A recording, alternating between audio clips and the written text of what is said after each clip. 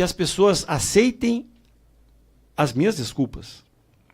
Porque houve um equívoco. Houve um equívoco. Tu reconhece essa parte desde além do equívoco, além desse constrangimento moral que existe, e eu não fujo dele, porque eu não me escondo, eu continuarei vivendo em Itaqui.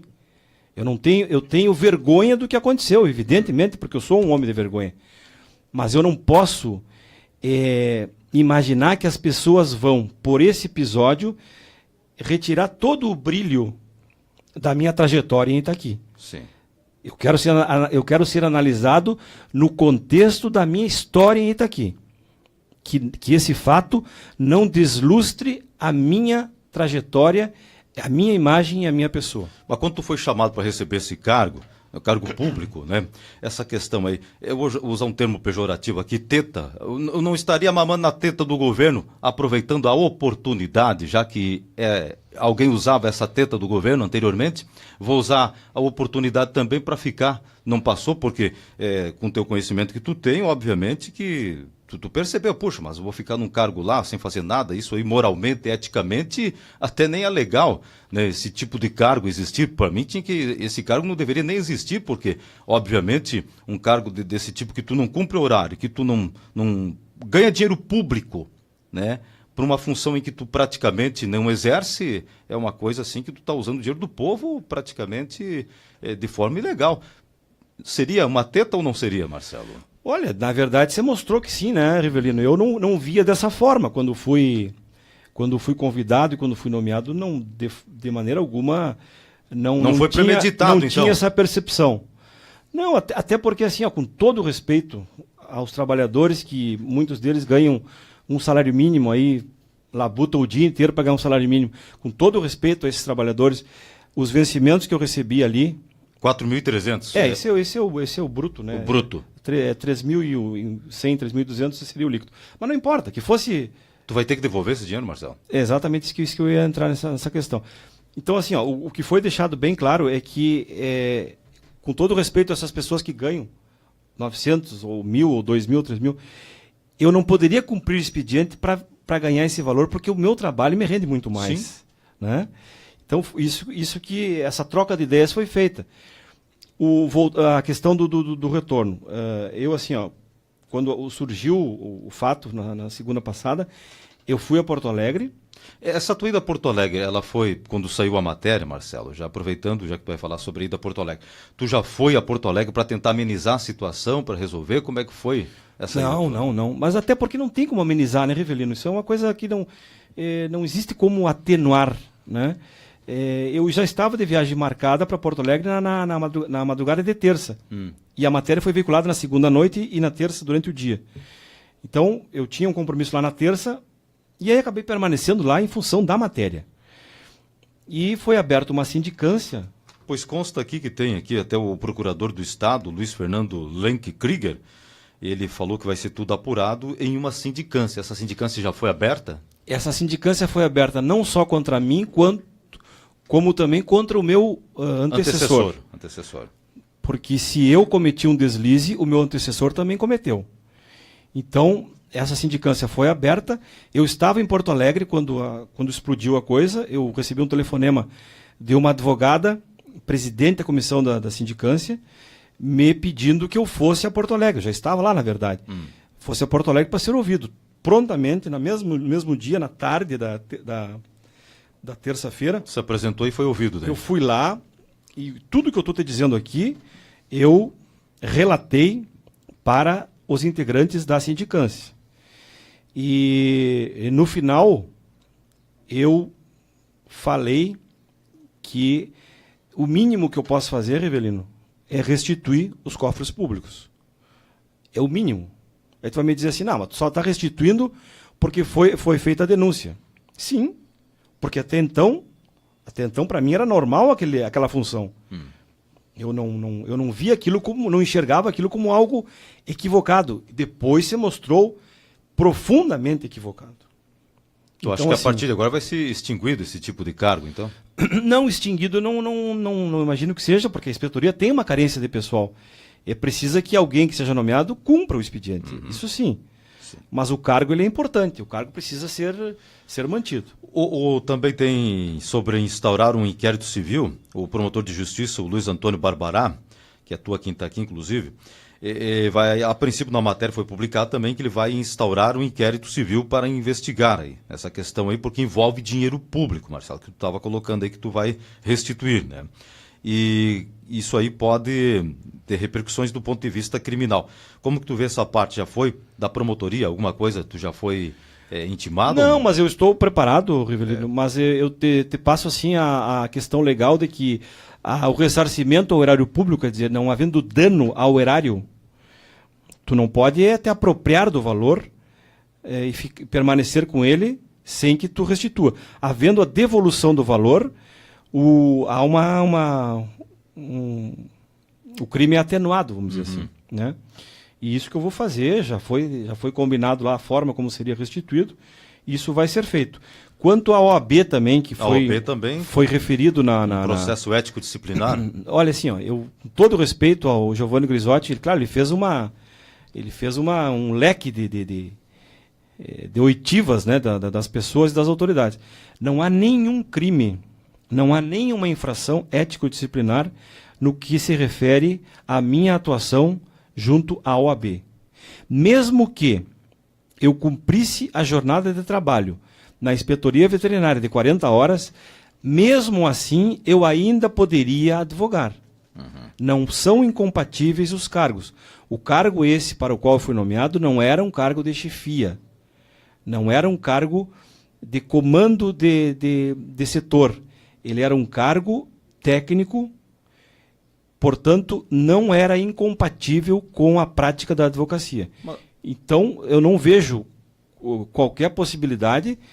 Até o presidente da OAB, o doutor Ricardo Breyer, claro que ao ser ouvido ele tem que dizer que vai mexer com alguma coisa, não vai dizer que não vai fazer nada. Mas não há nenhuma infração ético-disciplinar que eu tenha cometido nesse aspecto.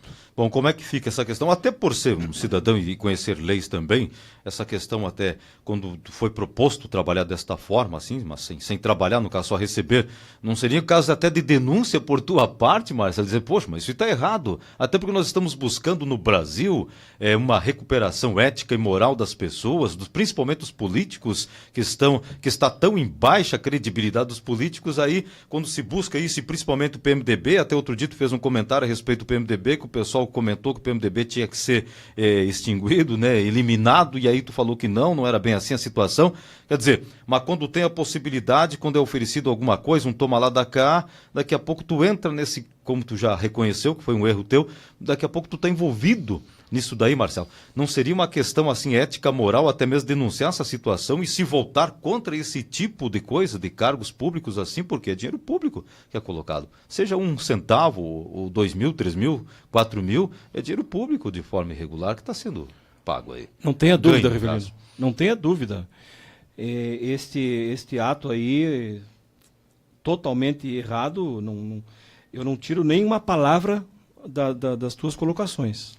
Como que fica a profissão Marcelo Petrini, advogado e político Marcelo Petrini? Eu gostaria que tu definisse agora, nesse momento, porque com certeza, para a gente aqui fica fácil até julgar o Marcelo, as pessoas que estão nos ouvindo, as pessoas que já são contrárias ao Marcelo, aproveitam essa situação, e aqueles muitos, até ontem de tarde, ligou uma pessoa te defendendo, né, ligou aqui para a Rádio Pitangueira, sabendo que eu ia te entrevistar hoje, né? Então, existe pessoas que defendem, pessoas que já aproveitam a situação para deixar mais difícil ainda a situação do Marcelo. Mas eu gostaria de ouvir de ti agora, como que fica a situação, até para a gente esclarecer.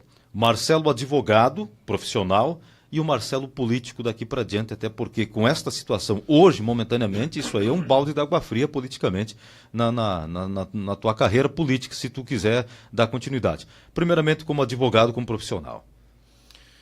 Rivelino, a minha atuação profissional, é claro que é arranhada a imagem, com certeza. Mas eu quero deixar assim bem claro para os meus clientes que têm essa preocupação, para as pessoas que estão me ouvindo, que possam, de repente, me procurar ou pensam em me procurar para me levar a alguma questão, que o meu trabalho de advogado continua e vai continuar de forma total. Eu não tenho nada a temer como profissional do direito. Eu não roubei ninguém, eu não matei ninguém, eu não estuprei ninguém. Simplesmente eu cometi um equívoco que eu já estou pagando por ele e vou continuar pagando financeiramente por ele. Então, a minha trajetória como profissional de 27 anos, ela vai continuar. O meu escritório está de portas abertas.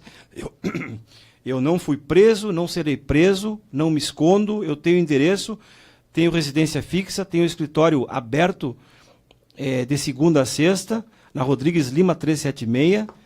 Eu continuo vivendo e trabalhando em Itaqui com a maior transparência, envergonhado, constrangido, é verdade.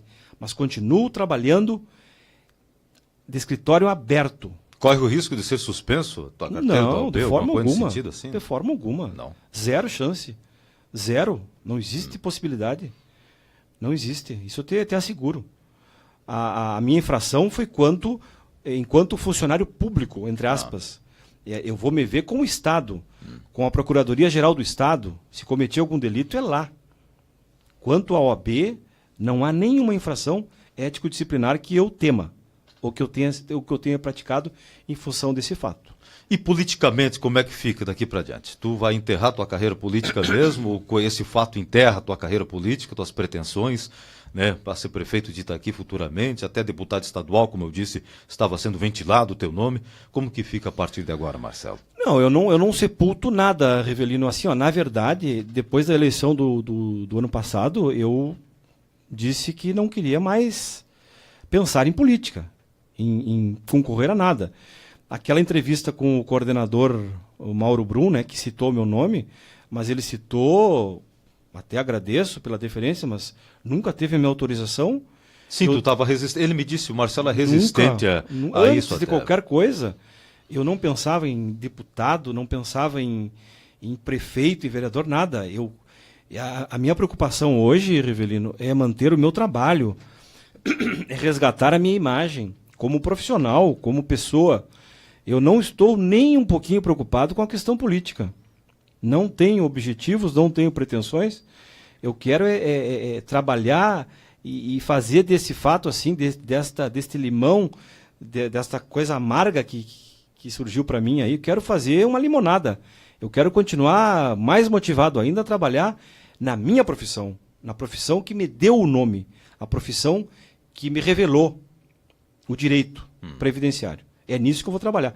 Política, não tenho planos algum. Não tem pretensão nenhuma. Não tenho pretensões a curto e médio prazo, nada. Eu quero trabalhar e resgatar aquilo que eu perdi um pouco com a política. Claro. Não é uma questão de tripudiá-lo aqui na Rádio Pitangueira, não vamos fazer isso de forma alguma, mas essa questão importante, que tu está aqui hoje, né, presente até no sentido de se colocar à disposição e reconhecendo.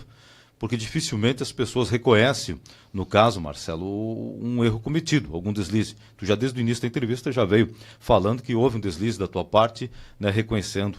E eu deixo o microfone aberto para ti fazer alguma colocação, observação que tu queira aí a respeito desse assunto para a comunidade, até porque tu é uma pessoa muito querida no município de Itaqui. Querendo ou não, o nome Marcelo Petrini, todo mundo já ouviu, como político ou como advogado, como os dois, né? Como comentarista, inclusive do Resumo Geral, programa à tarde, né? Então o que acontece? Tu é uma pessoa querida. Politicamente tu tem teus opositores, né?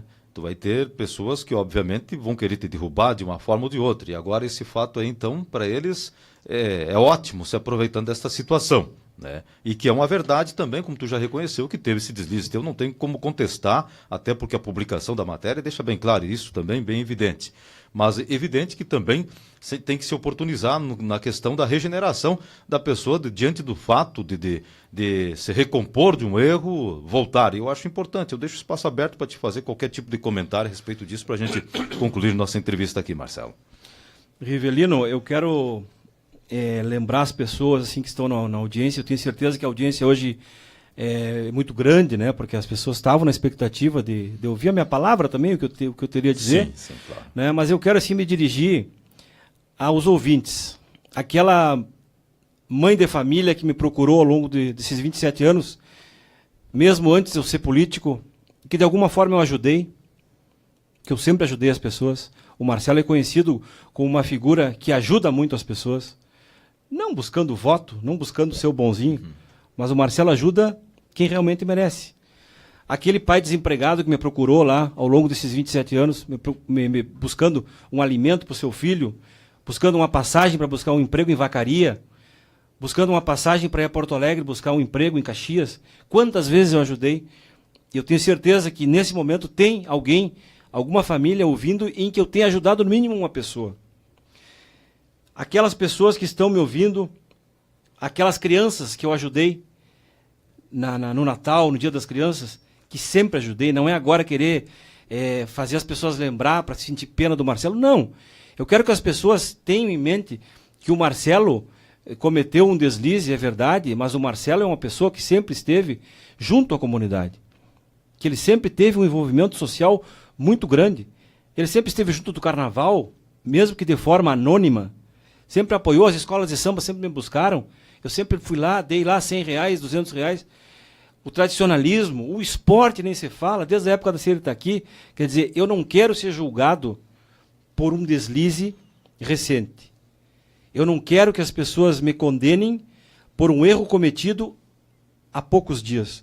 Eu quero que as pessoas me analisem pelo contexto da minha vida, pelo conjunto da minha família, pela minha trajetória e pela minha postura.